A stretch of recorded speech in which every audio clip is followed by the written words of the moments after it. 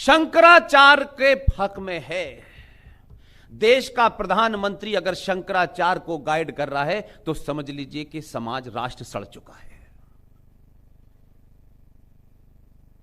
आप जब प्रधानमंत्री से यह उम्मीद करते हैं कि प्रधानमंत्री मंदिर भी बनवाएगा और मंदिर की रक्षा करवाएगा, तो समझ लीजिए कि आपका अंत आ गया है।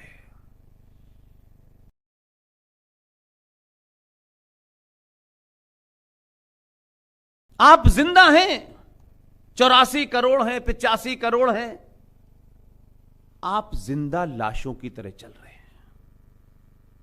एक घटना हुई, 10 सेकंड की टेलीविजन पे खबर देखी, अच्छा कलकत्ता में हुई थी, ठीक है, अच्छा कश्मीर में हुई थी, 10 सेकंड से ज्यादा आपके जहन में नहीं रहती,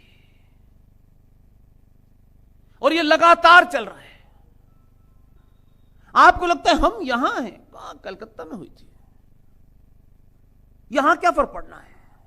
आप वो लोग हैं, जब तक आपके दरवाजे पे शत्रु ना आ जाए तब भी आप ये कोशिश करते हैं कि कोई मंत्र पढ़ने से चला जाएगा। मंत्र आपके अंदर आत्मविश्वास पैदा करने के लिए होते हैं। मंत्र पढ़ने से शत्रु नहीं जाता, शत्रु को गोली मारनी पड़ती है तभी मरता है।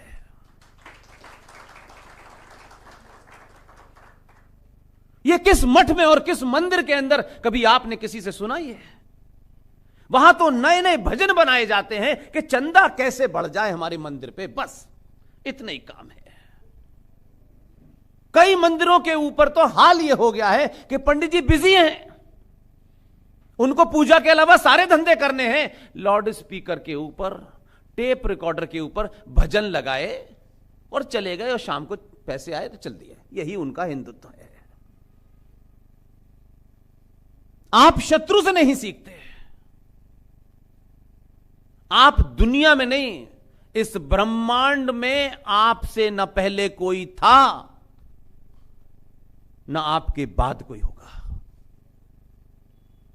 आपकी स्थिति ऐसी है कि अगर मैं उसको सरल भाषा में समझाऊं, सनातनी हिंदू को कौन डरा रहा है? जैसे सूरज को जुगनू डरा रहा हो, आपकी स्थिति है। जुगनू का जीवन मात्र 24 घंटे का होता है, लेकिन रोज जुगनू आपके सूरज को चुनौती देता है, और सूरज उसे कई कारण देता है, नहीं मैं ऐसा हूं, मैं वैसा हूं। मैं सिर्फ यह कहना चाहता हूं, जम्मू में जो हीरो है, जो आपकी बात रखता है, और वो बात किसी जीतने चुनाव के लिए नहीं रखता, जब न उसने कोई दल बनाया था, न कोई संगठन बनाया था, मैं तब से उसे जानता हूं, इसलिए कह रहा हूं, उसका नाम है अंकुर शर्मा।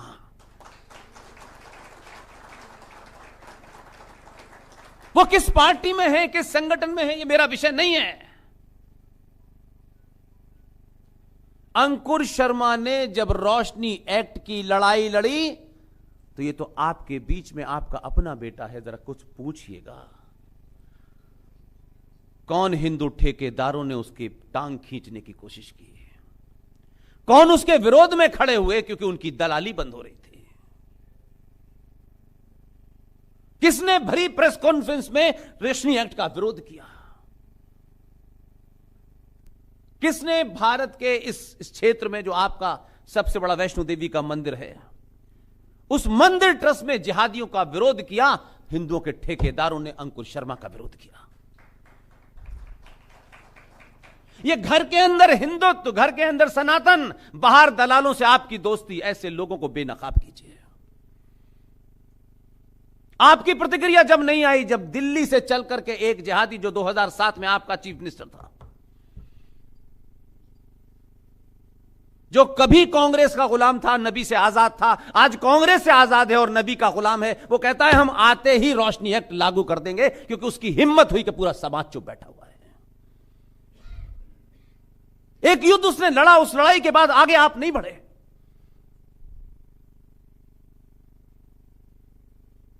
यह संकट है, और इस सब के पीछे है आप में लालच।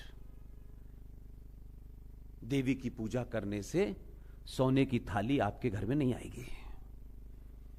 देवी आपको शक्ति दे सकती है, सोना नहीं दे सकती। अपने योद्धाओं को पहचानिए। यह घड़ी बहुत लंबी नहीं है,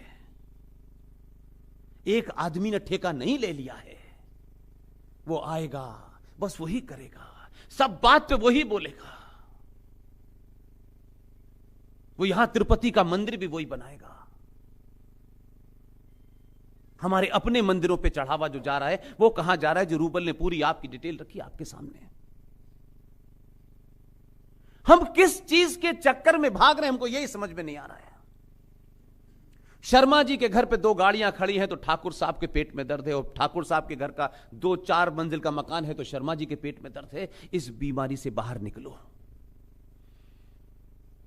यह साइंटिफिक लॉजिक है कि जो मनुष्य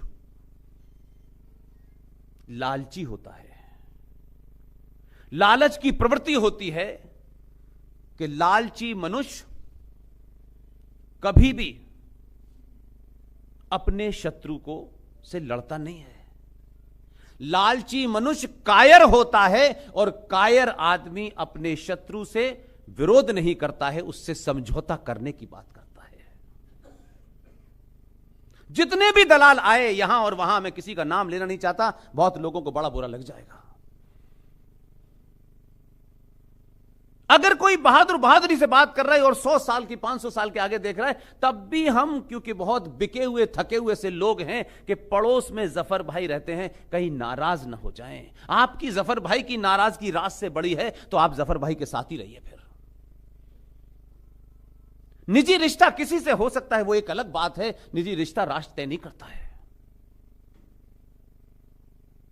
इसलिए आपके यहां इतने कानून बने, इसकी चर्चा कथाओं में नहीं हुई। मां बहनें जाकर के 5-5, 4-4 करोड़ रुपया दे करके उसको आती हैं, मुरारी बापू जैसे फ्रॉड को। लेकिन अंकुर शर्मा अपनी लड़ाई इस राज्य के लिए लड़ना चाहता है। युवा है, पढ़ा लिखा है, लॉजिक पे, तर्क पे, रीजन पे, फैक्ट के साथ, फिगर के साथ अपनी बात रखता है। तो आप उसके बारे में पूछना नहीं चाहती कि अंकुर तुम्हें कुछ चाहिए। हो सकता है अंकुर को कुछ ना चाहिए, लेकिन ये जब पूछेंगे ना आपसे तो उसमें करोड़ों गुना शक्ति बढ़ जाएगी। उसको लगेगा कि मेरी बात में ये तमाम सारे लोग वकील नहीं बन सकते, लड़ नहीं सकते, लेकिन अपनी क्षमता के हिसाब से मेरे साथ खड़े हुए हैं। यही बहुत बड़ी बात होती है। आप किसी की तारीफ भी पीठ पीछे करने में बहुत कंजूस हैं। और जब मैं आप कह रहा हूं तो यह मत समझिएगा कि मैं जम्मू के लोगों से कह रहा हूं, ऐसा नहीं है। क्योंकि मुझे मालूम है यह भाषण अभी दूर दूर तक जाएगा। मैं सनातनी हिंदू समाज की बात कर रहा हूं। आप तारीफ करने से इतने कतराते क्यों हैं यार? तारीफ तो इतनी करो कि दूसरा यह कहे कि यार अब मेरे पास कोई रास्ता नहीं बचता। ऐसे भी योद्धा हैं जो नौकरी करते हैं, टेलीविजन में करते हैं, जो उस मालिक की लाइन है उसको भी चलाते हैं, लेकिन उस लाइन के बीच में से अगर उनको आधी लाइन भी राष्ट्र के लिए बोलनी पड़े तो वो इसकी चिंता नहीं करते कि नौकरी नहीं रहेगी। ऐसे योद्धा में ये जो पीली पगड़ी में पीछे साहब बैठे हैं, ये बहुत जबरदस्त आदमी है जो टाइम्स नाउ में नौकरी करते हैं, दत्ता साहब। मेरी इनसे दोस्ती इसलिए नहीं है कि ये किसी बड़े टेलीविजन में नौकरी करते हैं। मैंने कभी इनके साथ काम नहीं किया, लेकिन मैं जब इनकी रिपोर्टिंग देखता हूं तो मुझे उसके बिटवीन द लाइंस मुझे सनातन समझ में आता है, इसलिए मैं इनकी तारीफ कर रहा हूं। ऐसे बहुत सारे लोग हैं देश के अंदर, और यह परंपरा कोई आज की नहीं है। हमने कभी सावरकर के साथ नहीं खड़े हुए, हम सुभाष के साथ नहीं खड़े हुए, हम पटेल के साथ नहीं खड़े हुए, हम मक्कार नेहरू के साथ खड़े हुए। और यह कभी सवाल नहीं पूछा कि नेहरू जी का 14 नवंबर को जन्मदिन हुआ था। आप लोग कश्मीरी के नाते इमोशनल मत होइएगा नेहरू जी को लेकर के, कोई इमोशनल होने की आवश्यकता नहीं है। मैं कोई बात बिना तथ्य के नहीं कहता, क्योंकि उनसे मेरा कोई निजी झगड़ा नहीं है। नेहरू जी प्रधानमंत्री थे, पहले प्रधानमंत्री थे, और आपको आज तक यही नहीं पता कि उन्होंने पहली बार शपथ कब ली थी। लेकिन हम चला रहे, विजनरी थे। उनकी विजन कहां तक जाती थी सारी महिलाएं जानती हैं। उसमें कौन सी ऐसी बात है, कोई छुपी, उनकी किताबों से पता चलता है, कोई हमने थोड़ी लिखी है। आप 6 एक घटनाएं हैं जिनका सिलसिला मैं आपको बताता हूं, जिसके कारण हम बहुत सारे कष्ट भोग रहे हैं। 1946 की 6 घटनाओं को अगर आप क्रमबद्ध करेंगे तो आपको समझ में होगा कि जो आज आपके साथ हो रहा है वो यही होना था। जनवरी 1946 में ब्रिटिशर्स ने यह ऐलान किया कि हम शीघ्र ही भारत को सत्ता सौंपने वाले हैं। जनवरी में ये कहते हैं और मार्च के अंदर पूरे देश में चुनाव होता है 15 प्रांतीय असेंबलियों का। बहुत कितनी ऑर्गेनाइज तरीके से अंग्रेजों ने खेल किया, और उसमें जो उनके यहां दलाल यहां बैठे थे, हिंदी में दलाल शब्द ज्यादा अच्छा लगता है ताकि उसका इंपैक्ट पड़े कि दलाल कौन होते हैं। वो दलाल कोठों पे भी होते हैं, वो सत्ताओं में भी होते हैं। मार्च 1946 में चुनाव हुआ प्रांतीय असेंबलियों का। देश में 15 प्रांतीय असेंबली थी और उनकी कुल संख्या सीटों की 1585 थी। उसमें से 492 सीटें मुसलमानों के लिए रिजर्व थी। चुनाव हुआ, 492 सीटों में से 429 सीटें मुस्लिम लीग ने जीती, बाकी सीटें कांग्रेस पार्टी ने जीती। मुसलमानों को उस दिन यह पता चल गया था कि हमारे ख्वाबों का पाकिस्तान, जिसका रेजोल्यूशन उन्होंने 23 मार्च 1940 को लाहौर में मुस्लिम लीग की सभा में पारित किया था, और जिन्ना उस वक्त अध्यक्ष था। पाकिस्तान बनने का रेजोल्यूशन 23 मार्च 1940 को लाहौर के उसमें प्रस्ताव पारित हुआ था रेजोल्यूशन में। और उसके बाद उन्होंने ये तैयारी की, और उनको जब ये पता चल गया कि हम वोट के माध्यम से तो पाकिस्तान नहीं ले सकते, तो देखिए कि किस तरीके से ब्रिटेन से जो जो चीजें भेजी जा रही थी उसको यहां उन लोगों ने कैसे इंप्लीमेंट किया। चुनाव हो गया, अप्रैल आया, तो जिनको हम पिताजी कहते हैं, हमने मां का पति हो सकता है। एक तरफ भारत मां है हमारी, और ये पिताजी हैं। पिताजी का कोई हमको डॉक्यूमेंट नहीं मिलता पिछले 20 साल से रिसर्च में कि इनको कब पिता बनाया गया, ना हमारी मां ने बताया। वो पिता हैं, चलिए हम मान लेते हैं पिता हैं।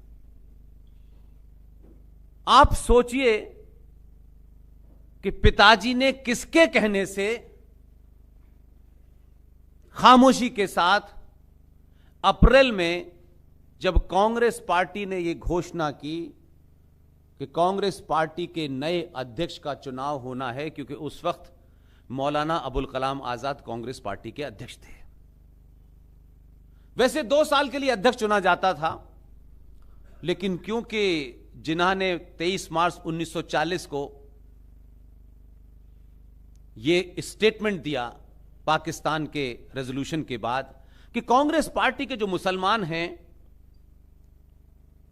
वो नकली मुसलमान हैं, असली मुसलमान तो मुस्लिम लीग के साथ हैं। यह कहने के बाद फूल वाले चचा को लगा कि मेरी छवि खराब होने वाली है। उन्होंने मौलाना आजाद को अध्यक्ष बनाया, और मौलाना 1940 से 1946 तक देश के कांग्रेस पार्टी के अध्यक्ष रहे। और अप्रैल में यह घोषणा की कि नए अध्यक्ष का चुनाव होगा। और उस अधिसूचना के बाद, इसलिए मैंने कहा कि जब आप पार्टियों के नजरिए से देखेंगे, क्योंकि मेरे इस पूरे डिस्कोर्स में ना कोई पार्टी है ना कोई संगठन है, मेरे पूरे डिस्कोर्स में राष्ट्र है, इसलिए मुझे किसी की चिंता नहीं होती किसको बुरा लगेगा किसको अच्छा लगेगा, ना ही किसी से मेरी कोई पर्सनल इल विल है। मैं उन कांग्रेसियों को धन्यवाद करता हूं जो अननोन हैं, जिन्हें ना आप जानते ना मैं जानता, लेकिन मैं नहीं भी जानता तब भी हर मन से कहता हूं वो कौन महान कांग्रेसी थे जिन्होंने नेहरू को 1946 में अध्यक्ष पद के लिए उम्मीदवार तक नहीं बनाया। तब पिताजी ने अपने पिता होने का नाजायज फायदा उठाया और कहा कि मैं चाहता हूं कि नेहरू चुनाव लड़े। और नेहरू जी को बाद में शामिल किया। कांग्रेस पार्टी ने अपना उन्हें अधिकृत उम्मीदवार नहीं बनाया, लेकिन जब पिताजी अड़ गए, क्योंकि उनकी तार टेलीफोन इंग्लैंड से आ गया था, तो पिताजी ने नेहरू जी को उम्मीदवार बनवा दिया। लेकिन फिर मैं कहता हूं, आज भी मैं कहता हूं ये बात कि उनके कौन लोग हैं, रिश्तेदार नहीं हैं, लेकिन ये बात उन जो लोग रहे होंगे वो आज नहीं है इस दुनिया में, मैं किसी को नहीं जानता। लेकिन अगर कभी कोई किसी इतिहास की बात होगी तो ये जरूर कहेंगे कि कुछ लोगों ने उनकी तारीफ की थी। अप्रैल में घोषणा हो गई और उसके बाद में चुनाव के लिए 15 प्रांतीय असेंबलियों से जब 15 वोट डाले गए तो ताज्जुब होगा आपको कि 15 में से जो गांधी जी के सबसे नजदीकी थे वो बहुत समझदार थे। कपड़े कम पहनने से आदमी ईमानदार नहीं होता है। गांधी जी ने ये जानबूझ करके, उनके सबसे क्लोजेस्ट आदमी थे जो उनके हर समय, जब वो अफ्रीका गए तब भी उनके साथ थे। और मैं उस आदमी को इसलिए दाद देता हूं, उनके परिवार के लोग जीवित हैं नहीं जीवित हैं मैं नहीं जानता। इस किताब को ढूंढने में सालों लग गए मुझे। तब तक मैंने कभी सार्वजनिक मंचों से उसको बोला नहीं। कहां कहां से मुझे वो रेफरेंस मिले और उसके बाद में पता चला कि जो उनके सबसे नजदीकी आदमी थे उनका नाम था आचार्य जेबी कृपलानी। गांधी जी कोई बहुत भगवान नहीं थे। मैं इस मंच से कोई शब्द कर दूंगा तो कल से यही चलेगा पूरे देश में। गांधी जी ने जानबूझकर आचार्य जेबी कृपलानी को 15 वोट जो पड़े थे 15 प्रांतीय असेंबलियों के, उनकी गणना के लिए अध्यक्ष अस्थायी तौर पे बनाया कि आपकी देखरेख में ये प्रोसीडिंग होगी और नए चुनाव की चीजें आपको देखनी है। कृपलानी को बनाया क्योंकि उनको लगता था ये मेरा सबसे खास आदमी है। लेकिन मैं कृपलानी को आज भी सल्यूट करता हूं। वो बने, लेकिन गांधी की बेईमानी नहीं होने दी। 15 पेटियां खुली और जब उसमें से वोट निकले तो एक वोट आचार्य जेपी कृपलानी को मिला, एक वोट आज के भाषा में नोटा को मिला और 12 वोट सरदार पटेल को मिले। यानी कांग्रेस पार्टी के उन तमाम प्रांतीय असेंबलियों के लोगों ने भी नेहरू को वोट न देकर के यह बता दिया कि हमारा हीरो पटेल है। लेकिन क्योंकि ग्रेट ब्रिटेन से डुगडुगी चल रही थी, देख रेख में लोग बैठे थे, गांधी ने चिट लिखी और कहा कि पटेल इस्तीफा दे दो। 2 बार चिट लिखी बेहयाई के साथ। अगर कोई घर में बड़ा आदमी बेहया हो जाए तो छोटे के लिए बड़ा मुश्किल होता है उसका विरोध करना।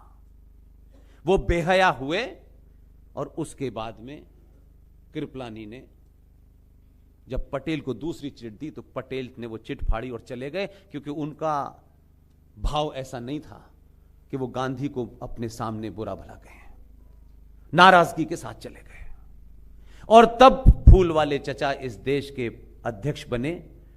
और 2 सितंबर 1946 को लॉर्ड वॉविल ने नेहरू को देश के पहले प्रधानमंत्री के रूप में शपथ दिलाई। आचार्य जेबी कृपलानी को मैं इसलिए सच्चा आदमी मानता हूं, उन परिस्थितियों में वो कैसे रहे होंगे, क्या क्या उनकी मजबूरियां रही होंगी, कितने दबाव होंगे, किस तरीके के डर होंगे, लेकिन आचार्य जेबी कृपलानी अपने जाते जाते एक बड़ा अच्छा काम ये कर गए कि उन्होंने एक किताब लिखी और उस किताब का नाम है Gandhi his life in his thought, और उस किताब के पेज नंबर 248, 249 और 250 पे गांधी जी की ये गंदगी लिख के गए हैं कि उन्होंने ये किया। वो किताब भारत सरकार ने छापी और गायब हो गई क्योंकि उनके ही तो रिश्तेदार सत्ता में बैठे। लेकिन इस संचार क्रांति के दौर में किसी ने पीडीएफ उसकी कॉपी मिली और उसको फिर हम लोगों ने पूरा पढ़ा, तब पता चला कि ये जघन्य अपराध कोई ऐसा नहीं है। तो ये जो कर रहे हैं उनके वंशज जो हैं, जो बताते हैं आपने नेहरू भेजा था, कब गांधी बने पता ही नहीं चला। इसलिए जब आप उन बहादुरों की बात नहीं करेंगे, समाज नहीं करेगा, तो सत्ता में लोग बैठे हुए अपने स्वार्थों के हिसाब से चीजें तय करते हैं। और हम 15 अगस्त 1947 को ये देश आजाद हुआ है, खूब ढोल बजा रहे हैं। स्कूलों के अंदर 15 अगस्त का झंडा फहर रहा है, भारत माता की जय, कुछ लड्डू वड्डू हमारे जमाने बंटते थे, वो भी खत्म हो गए। आप दिल्ली में 3 मूर्ति जहां किसी के जाने को इजाजत नहीं थी, या नहीं जवाहरलाल नेहरू देश के प्रधानमंत्री के रूप में उस 3 मूर्ति में रहे, और जब उनके बाद लाल बहादुर शास्त्री प्रधानमंत्री बने तो 3 मूर्ति में रहने नहीं दिया उन्होंने, ये तुम्हारे लिए नहीं है। वो वहां नहीं रहे। लेकिन समय में मैंने वही कहा कि ये मूवमेंट आ गया है। आज उस 3 मूर्ति पर राष्ट्रवादियों का कब्जा है, इसलिए वो तमाम सारे ओरिजिनल डॉक्यूमेंट मिल रहे हैं जो आपको झूठ की घुट्टी में पिलाए गए थे। आप सोचिए कि 1946 में जो सरकार बनी, जिसे आप अंतरिम सरकार कहते हैं, उसके मंत्रिमंडल में जो मंत्रियों को पद दिए गए, वो कॉपी यहां से ग्रेट ब्रिटेन गई और किंग की अप्रूवल के बाद उन्होंने शपथ ली। 15 अगस्त 1947 की डेट कहां पैदा हुई थी, किस कारण से 15 तारीख को यह दिया गया, कुछ किसी को नहीं पता। 15 अगस्त को जो आदमी ब्रिटिश साम्राज्य का आखिरी वॉइसरॉय था, लॉर्ड लुईस माउंटबेटन, वो 15 अगस्त 1947 को सुबह सुबह 10 बजे देश का पहला गवर्नर जनरल बन गया, आजाद भारत का। इसलिए आपकी शत्रुता किसी से हो सकती है, लेकिन शत्रुता और मोहब्बत में एक ही फैक्ट है, वो सच की बुनियादों पे हो। पाकिस्तान को आप कुछ भी कह सकते हैं। पाकिस्तान में कहा गया कि लॉर्ड माउंटबेटन आपका गवर्नर जनरल होगा, इसका इस 2 कौड़ी के आदमी को नहीं मानते। हम आजाद मुल्क हैं, हम अपना गवर्नर जनरल तय करेंगे, और उन्होंने अली मोहम्मद जिन्ना को अपना पहला गवर्नर जनरल बनाया। हम बहुत महान लोग थे, हमने एक चोटे को पहला गवर्नर जनरल बना के उसकी ताजपोशी की। और यहीं तक नहीं किया, जम्मू में नेहरू के बारे में बोलना आसान काम नहीं है। बहुत बच्चे हैं उनके,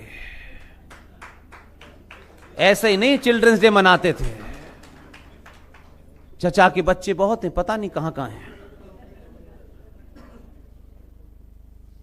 15 अगस्त 1947 को भारत आजाद नहीं हुआ है। जिस दिन भी हिंदुस्तान का कोई आदमी मुझे वो डॉक्यूमेंट दिखा देगा, उस दिन मेरा आखिरी भाषण होगा। और आज अवेलेबल है सारी चीजें। मैं किसी बुनियाद पे नहीं कहता जब तक डॉक्यूमेंट इकट्ठा न कर लूं। इसलिए मैं आपके सामने रखूंगा, ताकि कल कोई ये न कि पुष्पेंद्र जी को आप सुन रहे थे, आप तो बड़े चैनल में काम करते हैं दत्ता साहब, आपके सामने पुष्पेंद्र जी झूठ बोल के चले गए। मैं ये मौका नहीं चाहूंगा। यहां बैठा हर एक आदमी इस जब सभागार से बाहर निकले और मेरी बात को आपस में शेयर भी करे, तो उसके साथ फैक्ट, फिगर, टाइम, डॉक्यूमेंट होना चाहिए।